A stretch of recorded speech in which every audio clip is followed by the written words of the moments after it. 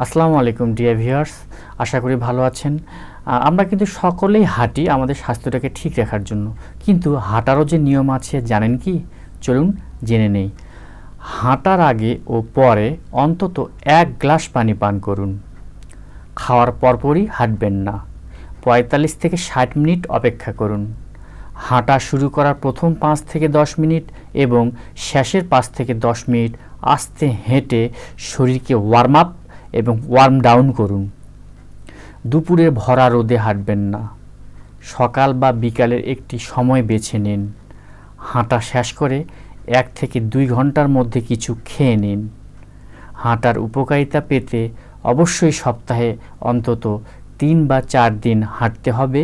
30 থেকে 45 মিনিট ধরে হাঁটতে হবে, যথেষ্ট দ্রুত, যেন শরীরটা একটু ঘামে। তো আশা করি উপকারী লাগবে আপনার।